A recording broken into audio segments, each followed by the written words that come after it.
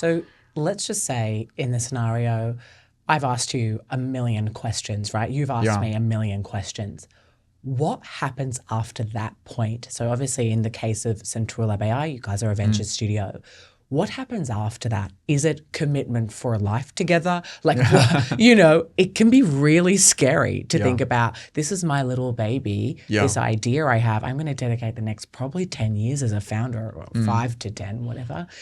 Like, what happens when I go, okay, cool, I feel like there's some sort of alignment. Boone gets it. Like, I feel like he's asked me a lot of questions. What happens after that point? So understand that anything that you get into, the relationship is quite dynamic, meaning that you're getting to know each other, right? You can only get so much from asking questions. So I like to actually move into the build phase quite quickly.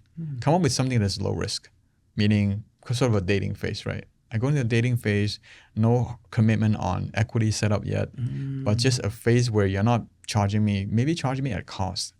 Because I'm taking risk paying money, but you're taking risk to make sure that I'm the right founder to work with. So come up with some setup where both sides are taking risks. That's important.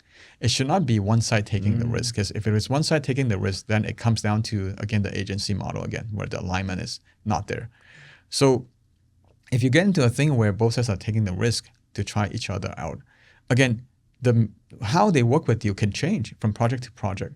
They could be very busy right now. They could run into issues right now. The world is very dynamic. They could be running into personnel issues at the moment. They are looking for new people to, So getting that phase where you go in there and start figuring out what kind of problems you run into, working out communication, styles. For example, some founder likes to know update every day. Some founders don't care. You tell them once every few months and it's okay for them. So that kind of stuff has to be worked out. So the dating phase is very important. And how long should that dating phase go for typically? There's not really a specific time. It's more, some can be really fast. Both sides work just so well. They could just right away go into a real, product building phase. Some could be just like, you just don't like them. They don't like you in some ways. And then in that case, it's a matter of figuring out when to call it quit, or if you want to give more chances, like a few more attempts, because both sides can change based on feedback. So timeline depends on the chemistry and so there's not really a fixed timeline there. But the key thing is to be able to do things to get you signals. Am I getting enough signals to tell me that this is the right team that I can work with?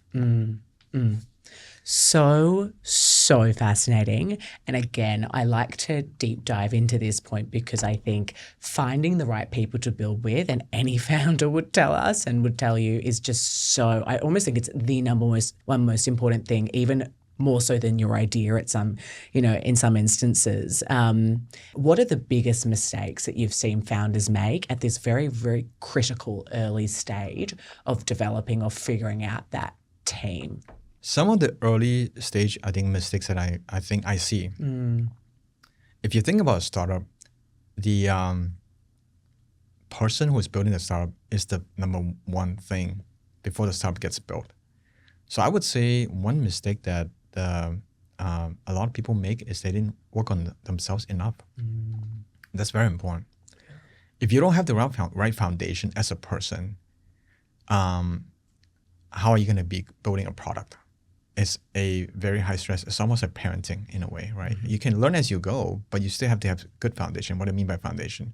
You have to sleep enough. You have to eat well. You have to exercise. You have to build resilience and that sort of stuff.